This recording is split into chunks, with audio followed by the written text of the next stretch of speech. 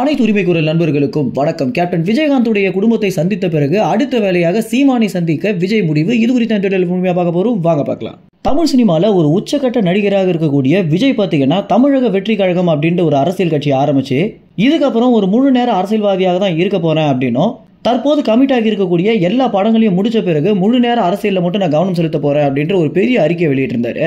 இதற்கு பல்வேறு அரசியல் கட்சிகள் எதிர்ப்பு தெரிவிச்சிருந்தாலும் சீமான் பாத்தீங்கன்னா அவருடைய படங்கள் தமிழ் சினிமா விட்டுட்டு மக்களுக்கு நல்லது பண்றோம் அப்படின்னு அரசியலுக்குள்ள வரணும்னு நினைக்கிறதே ஒரு பெரிய விஷயம் அப்படின்னும், எவ்வளவோ நடிகர்கள் நிறைய படங்களை நடிச்சுட்டு அரசியலுக்கு வர அப்படின்னு தமிழ் மக்களை ஏமாத்தி இறுதியாக வயசானதுக்கு அப்புறம் அரசியல்ல ஒண்ணுமே பண்ண முடியாத வயசுல அவங்க அரசியலுக்கு வரதை விட இந்த மாதிரி விஜய் எடுத்திருக்கக்கூடிய முடிவிற்கு நான் பெரிய அளவில் தலை வணங்குறேன் அப்படின்னு விஜயுடைய அரசியல் குறித்து தன்னுடைய கருத்தை தெரிவிச்சிருந்தார் சீமான். இது மட்டும் இல்லாம விஜய் அரசியலுக்கு வரப்போறாரு அப்படின்ற விஷயத்த 6 மாதத்திற்கு முன்பாகவே சீமான் பாத்தீங்கன்னா ஒரு நேர்காணல சொல்லியிருந்த போது சீமான் வழக்கம் போல பொய் தான் சொல்றாரு அப்படின்ற ஒரு போலி முத்திரையை அவர் மேல குத்திருந்தாங்க. இதற்கு அடுத்தபடியாக எண்ணி 6 மாதத்துல விஜய் அரசியல் கட்சி துவங்கினதும் அதற்கு பிறகு தன்னுடைய கட்சியின் பெயரை வெளியிட்டதும் சீமானுக்கும் விஜய்க்கும் எந்த அளவுக்கு ஒரு நெருக்கம் இருக்கு அப்படின்றத காட்டியிருந்துச்சு.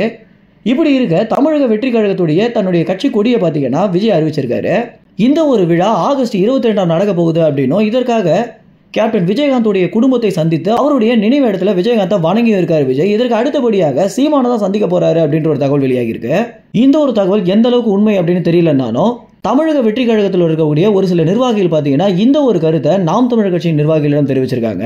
இப்படி விஜய் அடுத்தபடியாக சீமானை சந்திச்சு தன்னுடைய பொதுக்கூட்டத்துக்கு அழைச்சாரு அப்படின்னா திராவிட கட்சிகள் எந்த அளவுக்கு கடுப்பாவாங்க அப்படின்ற உங்க கருத்துக்களை கமெண்ட்ஸ்ல தெரிவிங்க. நன்றி, வணக்கம்.